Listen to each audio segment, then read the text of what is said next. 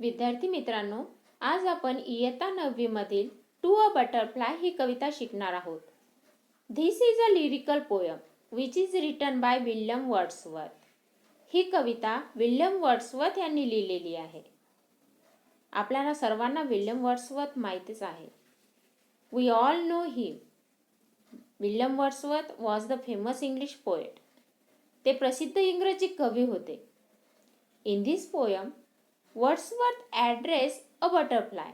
ह्या कवितेत कवी फुलपाखराला काही सांगत आहे. काय सांगत आहे ते?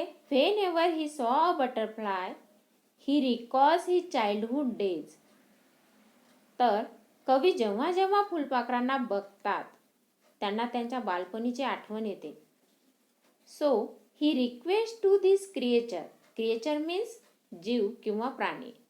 म्हणूनच ते या क्रिएचरला सांगतात, विनंती करतात. Not to go, to stay, to weight.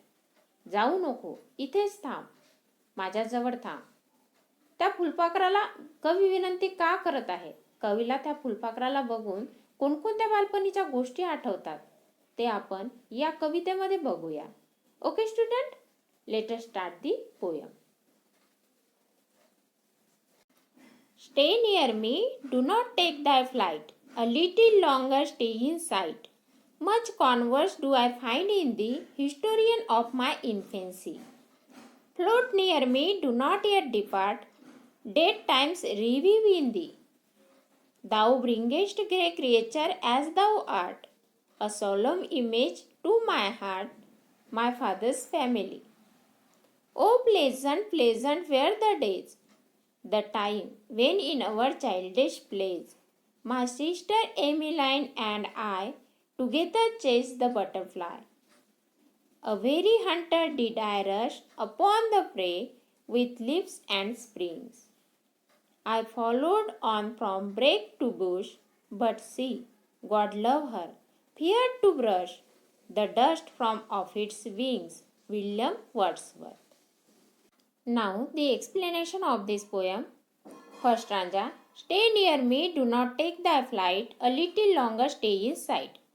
Means here in the very first line poet request to the butterfly. या पहिल्याच लाईनमध्ये कवी बटरफ्लायला विनंती करत आहे.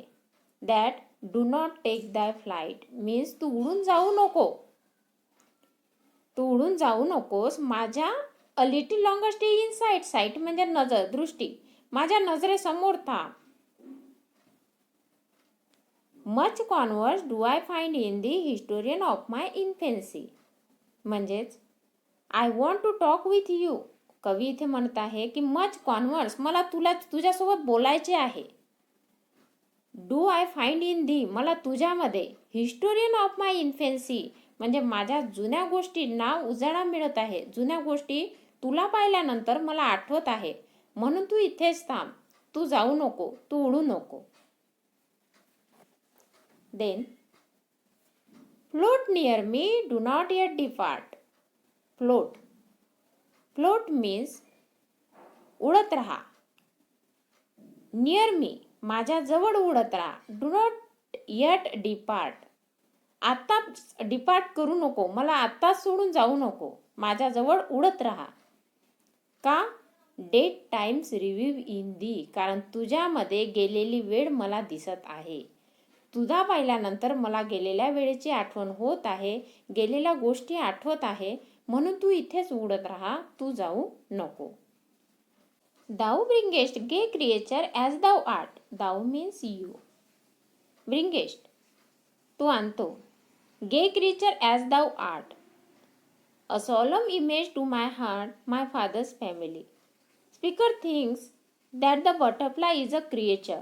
बटरफ्लाय हा असा क्रिएचर आहे who brings to speaker's heart a solemn means impressive. Solemn means impressive. Image means picture. A solemn image of his father's family.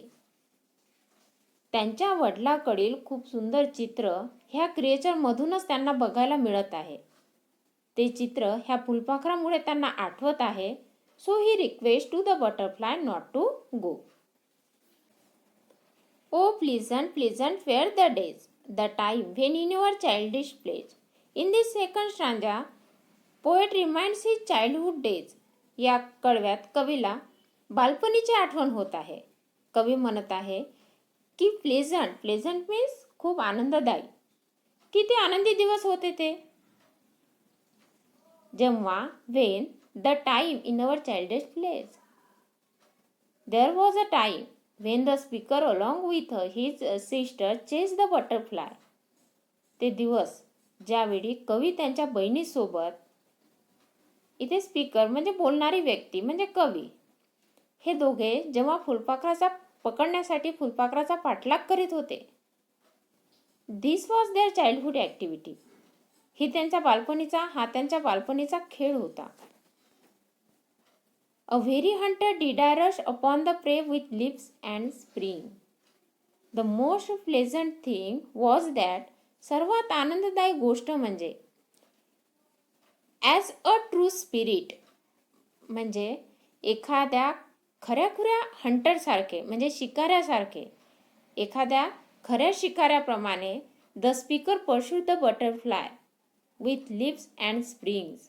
म्हणजे स्पीकर पोएटसुद्धा फुलपाखराचा पाठलाग करत होते एखाद्या शिकाऱ्याप्रमाणे विथ लिप्स अँड स्प्रिंग्स म्हणजे उडी मारत उसळून त्या फुलपाखराचा पाठलाग करीत होते. Then I followed on from brake to bush. आता इथे कवीने तेच सांगितलेलं आहे की मी फुलपाखराचा पाठलाग करत होतो.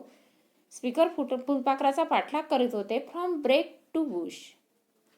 दाट झुडपातून ते फुलपाखराचा पाठलाग करत होते.